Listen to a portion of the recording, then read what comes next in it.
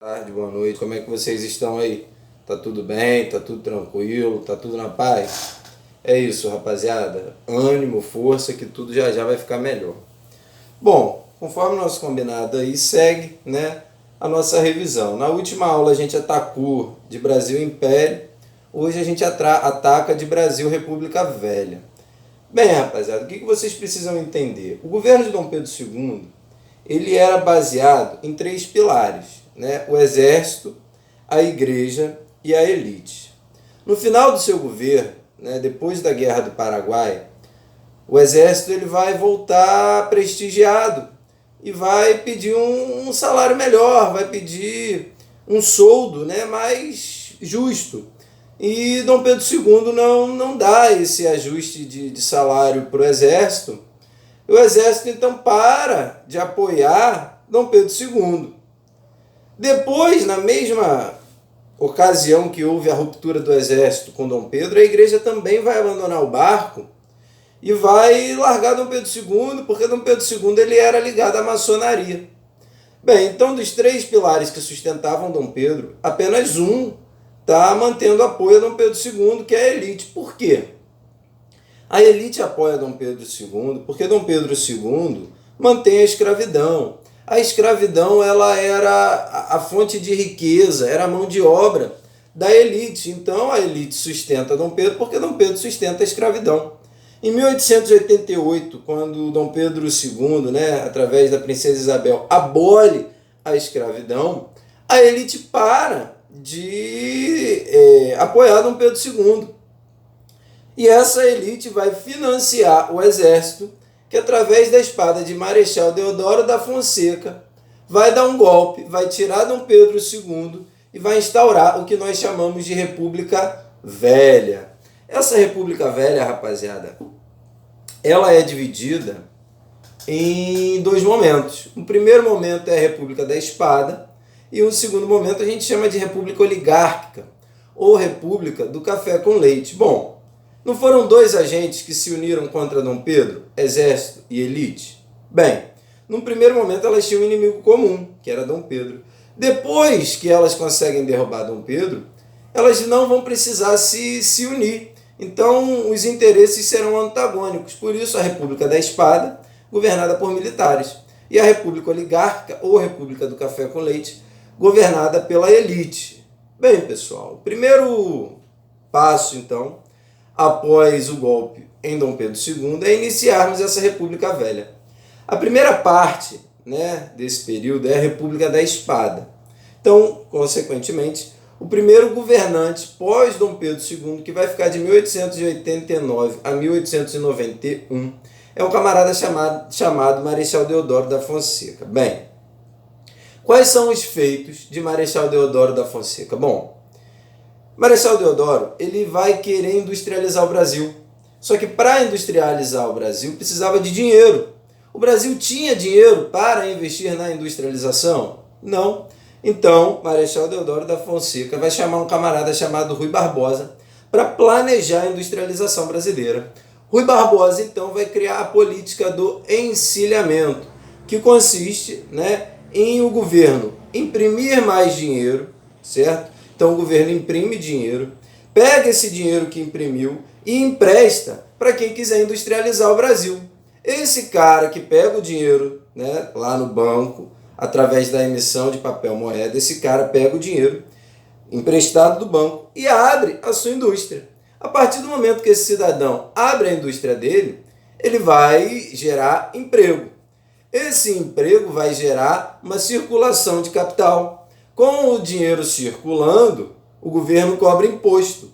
E com esse imposto, o governo vai lastrear o dinheiro, ou seja, vai comprar ouro para que não haja uma desvalorização da moeda, uma vez que houve impressão, né, do papel moeda. Perfeita, né? Essa política do encilhamento ela foi bem planejada. Só que qual foi o grande erro? As pessoas iam até os bancos, pediam dinheiro emprestado falando que iam abrir indústrias e não abriam indústrias nenhuma, não abria nenhuma indústria. Então é isso mesmo que você está pensando, empresa fantasma, botava o dinheiro no bolso e não abria indústria nenhuma. É óbvio, então, que o governo não vai conseguir comprar ouro para lastrear o dinheiro. Então, isso vai gerar uma inflação, uma alta dos preços. A bagunça vai ser tão grande, galera, que isso mais vai parecer o Jockey Club. O que significa encilhamento? Colocar sela no cavalo. Então, foi uma política que fez relação com o Jockey Club, por isso o nome política do encilhamento. Eu vou repetir para vocês entenderem melhor. Então, o objetivo era criar indústria, só que não tinha dinheiro. Então, mandou-se imprimir mais dinheiro. Quando você imprime mais dinheiro, você desvaloriza a moeda. A única maneira de você não desvalorizar a moeda, quando você imprime essa moeda, é comprando ouro. Que aí, se você imprime mais moeda e compra mais ouro, o seu dinheiro ele aumenta de circulação, porém ele mantém o preço, né, o valor da moeda. O que acontece então? O governo vai imprimir mais moeda, vai botar mais dinheiro circulando. Essa pessoa ia no banco, ia pegar o dinheiro emprestado no banco, ia abrir uma indústria, ia gerar emprego, o governo ia cobrar imposto, né, através desses novos postos de trabalho. Isso ia gerar mais dinheiro para os cofres públicos. Com esse dinheiro o governo ia comprar ouro. Então ia imprimir moeda, mas ia comprar ouro. Não iria haver uma desvalorização da moeda. Só que o que aconteceu? Os caras sem vergonhas, eles iam lá, pegavam dinheiro emprestado e não abriam empresa nenhuma. Então o governo não tinha como lastrear o dinheiro. Lógico que isso ia gerar uma inflação. Então a causa, né, que vai fazer com que essa política de industrialização não dê certo é que as pessoas não abriam as indústrias que eles falavam que iam abrir. Bom, pessoal, então essa é a grande política do encilhamento, é a ideia, né, é o plano de governo dos militares para industrializar o Brasil, porém não dá certo. Bom, nós não estávamos no período anterior, que era o Brasil Império, agora nós estamos no Brasil República. Então aquela Constituição que Dom Pedro I criou, aquela Constituição lá atrás que tem o poder moderador, ela vai cair em desuso. Nós precisamos, então, criar um novo Código de Leis. Então, em 1891, a gente cria uma nova Constituição que diz que agora nós somos uma república federativa dos Estados Unidos do Brasil. E ela acaba agora com aquele voto censitário. Lembra que lá atrás, na primeira Constituição, o voto era por renda? Agora não é mais por renda. Não significa agora que você tem que ter dinheiro para votar. O Estado ele é laico. Agora há uma separação entre religião e governo. Antes, lá na primeira Constituição, nós tínhamos um Estado confessional católico. Antes, lá atrás, nós tínhamos uma religião oficial, que era a Igreja Católica. Agora não temos mais religião oficial. Agora todo mundo pode seguir sua própria fé. Hoje o Estado é laico, pessoal, mas aí entra uma indagação, uma questão que é para vocês analisarem. Será que o Estado nosso hoje ele é laico? Os nossos feriados municipais, estaduais, alguns não são religiosos. Quando houve o processo de impeachment da Dilma, muitos não falaram que queriam impeachment em nome de Deus? Bom, será que o nosso Estado é laico? Dá uma analisada aí. Bom, pessoal, outra questão é o voto aberto. Antes, né, falava-se muito, né, que o voto aberto era necessário para que não houvesse fraude eleitoral. Mas, pessoal, é o fato do voto ser aberto que vai fazer com que São Paulo e Minas se perpetuem no poder durante o governo da República Oligárquica. O voto aberto é totalmente diferente do que nós temos hoje. Hoje a gente vai numa cabinezinha, fechadinha, vota e ninguém sabe, o voto é secreto. Antigamente não, você tinha que, estou votando em fulano e botar na urna. Então, como pretexto para acabar com fraude eleitoral, eles vão instituir o voto aberto. Só que isso é o que eles vão falar na teoria, porque na prática é o voto aberto que vai fazer com que São Paulo e Minas se revezem no poder. Então o voto aberto não tem nada de eliminar fraude eleitoral, não. Ele vai ser o causador da fraude eleitoral. Bom, pessoal, eu falei para vocês agora que o voto não é mais censitário, mas o voto não é por renda. Mas quem não vota? Quem não vota? Mulheres, soldados, clérigos e analfabetos. Ou seja, a maioria da população não vota. o voto não é mais por renda, mas só a minoria vota. Entre 2 a 4% da população vai poder votar durante o período da República Velha. Bem, pessoal, essa política do encilhamento, então, que a gente estudou, que a gente viu, ela não vai dar certo, pelo contrário, vai gerar uma crise econômica, vai gerar uma inflação. Só que Marechal Deodoro da Fonseca, ele vai pressionar o Congresso para que essa política do encilhamento ela seja contínua, que ela não termine. Então o Congresso não vai aceitar essa imposição de Deodoro da Fonseca, né, para manter a política do encilhamento, vai pressionar Deodoro e vai tirar Deodoro. E no lugar de Deodoro vai entrar Floriano Peixoto, que era o vice de Deodoro. Quando Floriano assume, a função de Floriano seria convocar uma nova eleição, porque Floriano Peixoto vai assumir nos primeiros 2 anos de mandato de Deodoro. Então era função de Floriano convocar novas eleições para presidente. É isso que o Floriano Peixoto vai fazer? Não, ele vai governar de uma maneira inconstitucional. Ele fala, cheguei no poder, entrei no lugar de Deodoro, mas eu não vou convocar novas eleições, não. Eu vou ficar no poder e eu vou terminar o governo. Eu vou terminar o meu mandato aí até 1894. Então, nós podemos afirmar que o governo de Floriano ele é contra a lei, ele é inconstitucional. Por esse motivo, irão surgir algumas revoluções, algumas revoltas, querendo tirar Floriano Peixoto do governo. Nesse caso, vem então a segunda revolta da Armada e a Revolução Federalista. As duas elas vão se unir, né? A segunda revolta da Armada ela vai acontecer no Rio de Janeiro e a Revolução Federalista vai acontecer no Rio Grande do Sul. As duas vão tentar eliminar o poder de Floriano Peixoto, só que Floriano Peixoto vai sufocar, vai abafar essas duas revoltas, essas duas revoluções com extrema violência.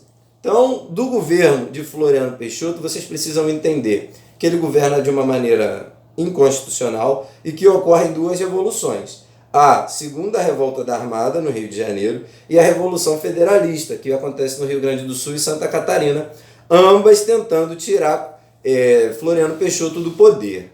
Bom, as duas são sufocadas. Quanto à economia, na economia, Floriano Peixoto ele vai combater a inflação, ele vai diminuir a inflação de 100% para 50% ao ano. Bom, depois dele então governar de uma maneira ilegal, após ele governar de uma maneira inconstitucional, em 1894 ele sai do governo, a gente acaba então a República da Espada e entra na República Oligárquica. Bom, pessoal, República Oligárquica é a república da qual a elite, aquela elite que financiou o exército para dar o golpe, é o momento em que essa elite está no poder. Então, o que significa oligarquia? Pessoal, oligarquia significa governo na mão de poucos. Quem são esses poucos que irão governar? Os ricos, essa elite que eu acabei de falar. República Oligárquica, que também é conhecida como a República do Café com Leite. Por quê? São Paulo produzia café. O café já estava dando dinheiro desde o segundo reinado. Então, o café dava a São Paulo força econômica. Por esse motivo, São Paulo vai ser forte também na política. E Minas Gerais? Se é a República do Café com Leite, se São Paulo é café e Minas é leite, o fato de fazer com que Minas também se perpetue no poder é o fato que o leite vai dar um grande poder econômico para Minas. É isso. Então, o ciclo do queijinho Minas, o ciclo da vaca mimosa, é isso. O ciclo do queijinho Minas, são esses ciclos que vão fazer com que Minas tenha dinheiro e se reveze com São Paulo no poder? Não.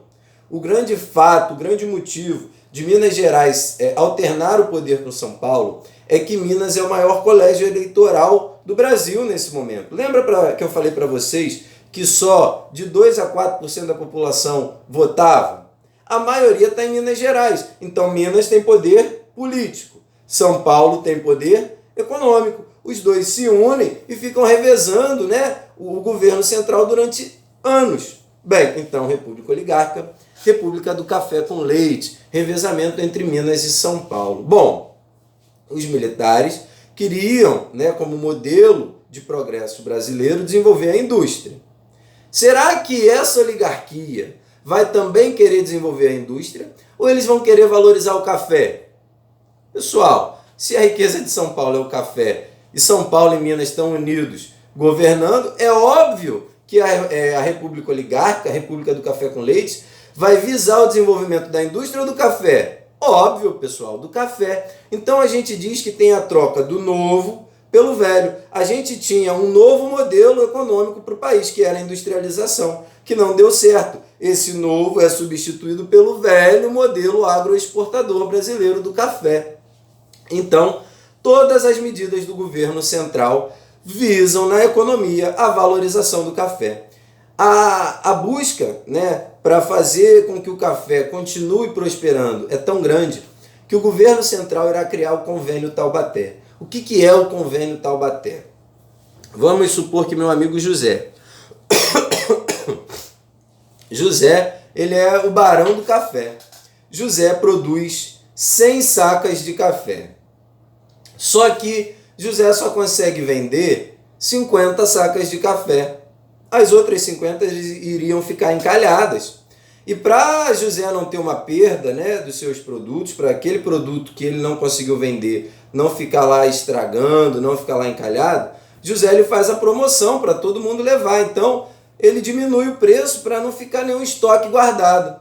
Então, consequentemente, vai haver uma queda do preço do café. Só que o governo, ele fala, José, não precisa baixar o preço não. Essas 50 sacas de café que você não conseguiu vender, eu, governo, compro e taco fogo. Isso, então, vai fazer com que José sempre mantenha o preço do café alto, porque tanto faz se ele vende, né, para a população 50 sacas ou 10 sacas, não importa, o que ele não vende, o governo compra e taca fogo. Então, se ele põe o preço lá a R$100 o saco do café, é garantia de produto vendido. Então, isso é o Convênio Taubaté, rapaziada. É compra e queima, para não manter estoque, para não haver uma queda do preço. Agora, compra com que dinheiro? Da onde o governo tira dinheiro para comprar esse café?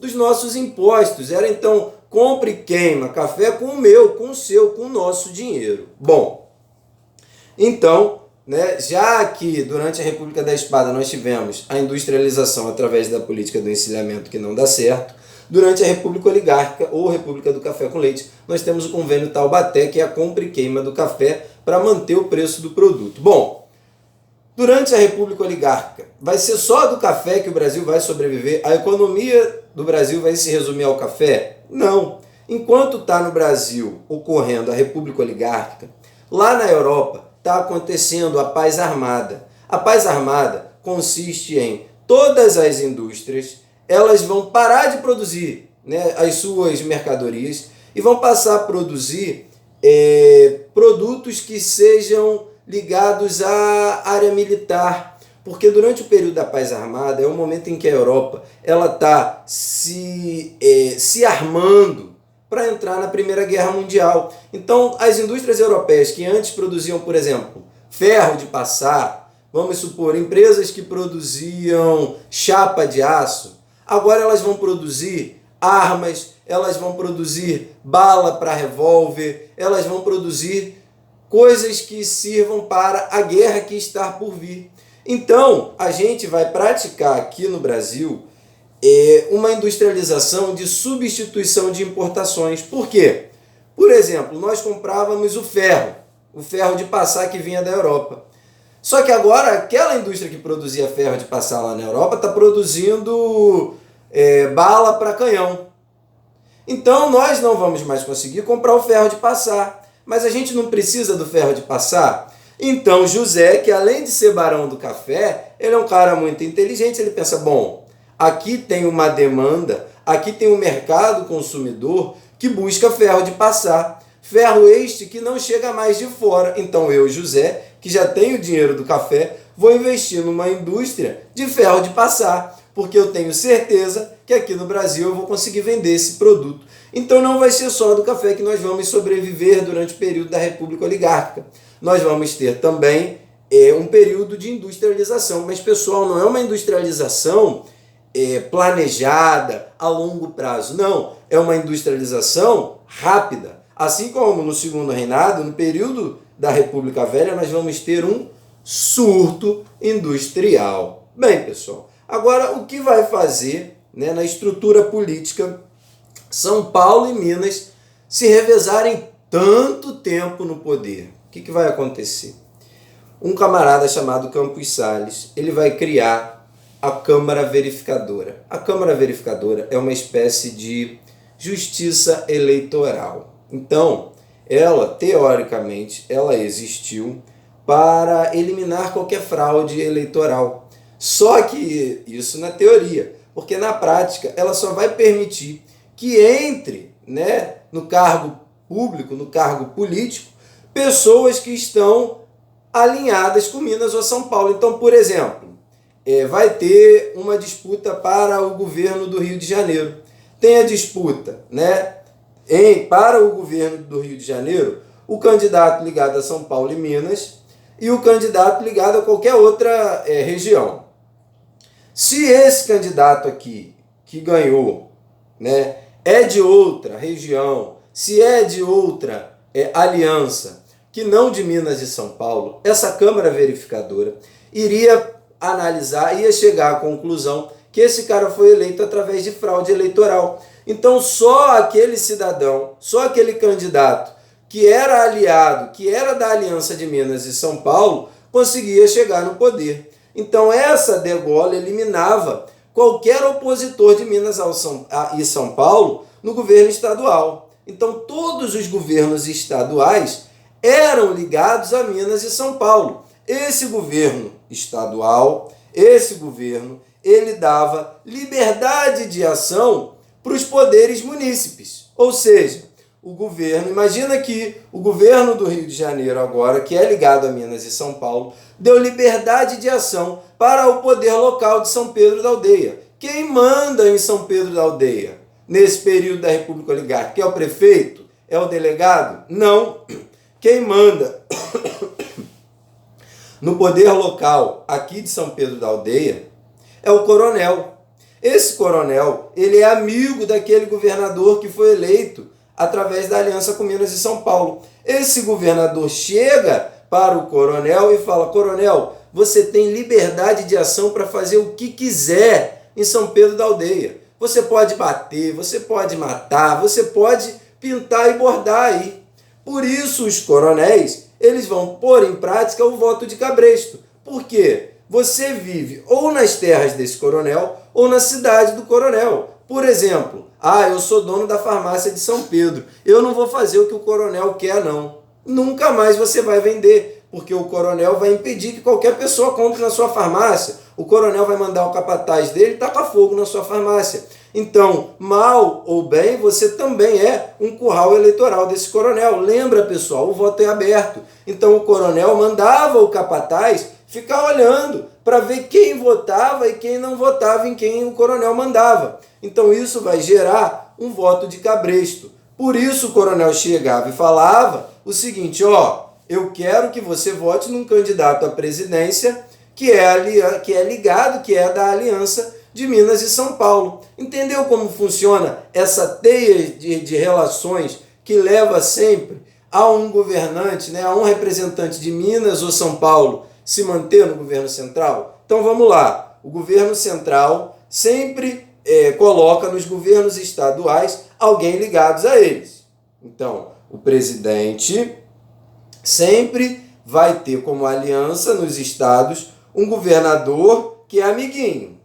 Esse governador, ele chega para o poder local e dá liberdade de ação para esse cara criar um curral eleitoral para sempre colocar um de Minas ou um de São Paulo no poder. O nome dessa estrutura política é política dos governadores. É o que faz sempre São Paulo e Minas se perpetuarem no governo central. Bom, pessoal, ultimamente aí teve um político brasileiro que tentou colocar o voto aberto de novo, né? Para a gente saber em quem a gente para que todos soubessem em quem a gente votou. O cara usou essa mesma justificativa, falando que a urna, né, eletrônica, ela pode ter fraude, que às vezes você votava e um aparecia a cara do outro, então que o voto tinha que ser aberto. Pelo amor de Deus, pessoal, isso a gente já viu que não dá certo. A gente já viu que o voto aberto ele gera o voto de cabresto. Então vamos aprender com a história, vamos aprender com o nosso passado político e melhorar o presente e, se Deus quiser, o futuro. Bem, pessoal, nas questões sociais, como que nós vamos ficar? Na sociedade, nós vamos ter vários movimentos sociais que serão reprimidos com extrema violência. Assim como hoje, né, a gente vai fazer manifestação pacífica, buscando melhores condições de trabalho para os professores, os estudantes vão para as ruas buscarem melhores condições de estudo, uma estrutura melhor, uma educação melhor. A polícia vem e larga tiro em cima, larga bomba em cima. Isso não é de agora, tá? Isso na história brasileira é muito recorrente.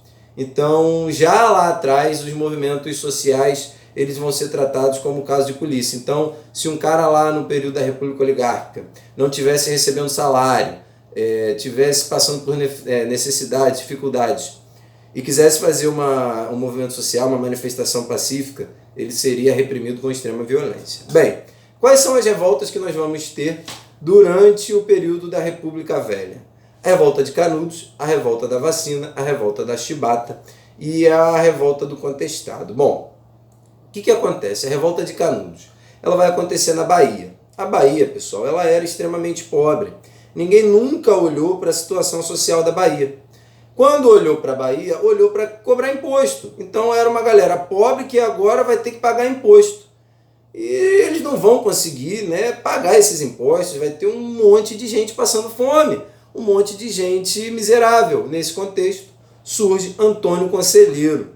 Antônio Conselheiro ele vai falar que recebeu a iluminação divina e vai começar a fazer pregações no interior da Bahia e começa a ter um monte de seguidor. Ele então fala para esses seguidores que tem uma terra prometida. E ele vai com esses seguidores para essa terra prometida e cria o Arraial de Canudos. O governo acha isso um ato de extrema rebeldia e manda o exército ir dizimar Canudos. A primeira expedição, então, do exército vai armada até Canudos, chega lá e leva uma coça, né, daquela cambada de miserável que estava muito bem armada. Nossa, como eles estavam bem armados, com um pedaço de pau, facão, enxada, pá. Então, assim, com essas grandes armas, eles conseguem vencer o exército. O governo não aceita, manda uma segunda expedição, que também é derrotada, até que o governo não aceita a segunda derrota e vai de uma maneira mais pesada com a sua terceira expedição e dizima Canudos, matando mais de 30 mil pessoas. Se não me falha engano, só vão sobreviver 2 crianças e um velho. Então essa é a revolta de Canudos. Revolta da vacina vai acontecer no Rio de Janeiro em 1904. O que acontece? Vai estar acontecendo no Rio de Janeiro uma reestruturação. Eles estão querendo transformar o Rio de Janeiro numa nova Paris. É isso mesmo que vocês estão imaginando. Eles querem embelezar o Rio de Janeiro. Só que o Rio de Janeiro, ele era ali no centro, composto por casas extremamente pobres, as famosas cabeças de porco, que eram barracos de madeira. Então, para revitalizar o Rio de Janeiro, para embelezar o Rio de Janeiro, o governo estava pegando aquela casa e botando abaixo. Então, se você é pobre, mora nesse casebre no centro do Rio de Janeiro, você está lascado, porque sua casa vai ao chão. Nesse mesmo contexto, o Rio de Janeiro passava por um surto de varíola. E tentando, resolver essa questão da varíola, Oswaldo Cruz vai criar uma vacina para essa doença. E não explicaram muito bem o que era essa vacina para a população. Porque a vacina, pessoal, é você pegar o vírus, dar uma espancada nesse vírus, deixar ele fraco, coloca esse vírus fraco no seu organismo, que o organismo ele cria anticorpos e combate, essa doença. Só que não explicaram isso para a população. Então, primeiro, você chega e joga a casa daquele camarada pobre no chão. Depois você vem e põe uma vacina com o vírus dentro do cara. O cara imaginava, bom, primeiro jogaram minha casinha no chão, agora eles estão me dando uma injeção para eu morrer. Porque era obrigado, você tinha que obrigatoriamente se vacinar. Então o pessoal vai se revoltar contra essa obrigatoriedade da vacinação e lutar para que isso acabe. O que o governo faz? Age com extrema violência, acaba com essa revolta da vacina e mantém, né, a obrigatoriedade da vacinação. E era vexatório, pessoal, porque o cara entrava à força na sua casa, dava uma banda na tua esposa, ia na bunda da tua esposa e dava a injeção. Tu não via a bunda da tua esposa, mas o cara via. Então foi uma situação bem complicada. Bem, revolta da chibata. Até 1910, rapaziada, era permitido castigo físico na área militar. Então João Cândido, ele viu, né, uma situação que deixou ele revoltado. Ele viu um camarada levando chicotadas, mais de 100 chicotadas. O cara desmaiava, levantavam e davam mais chicotada. Então João Cândido pegou e fez um motim, fez uma revolta, pegou os navios da Armada Carioca que estavam na Baía de Guanabara, virou para o presidente e falou: olha, você tem que mudar isso aí, a gente não está aceitando essa violência, esse castigo físico, a gente quer que as coisas mudem. O governo chama João Cândido: não, João Cândido, senta aí, meu amigo, toma um copinho d'água, quer um chocolatezinho, um biscoitinho? Não, a gente vai resolver sua situação, fica tranquilo que isso vai acabar. Então João Cândido sai da sala, né, da reunião com o governante, cheio de orgulho, né? Ele conseguiu, através da sua revolta, que seus apelos fossem atendidos. Só que o governo, na verdade, estava sacaneando ele. Quando ele está saindo, ele é preso e acaba, né, através então dessa traição do governo, a revolta da chibata. Bom, revolta do contestado, ela vai acontecer, né, entre Paraná e Santa Catarina. O que acontece? Paraná e Santa Catarina, eles estavam disputando um território, uma faixa de terra, que a gente chama de região do contestado. Nesse contexto, nesse mesmo período, estavam construindo uma ferrovia que ligava o Rio Grande do Sul a Paraná.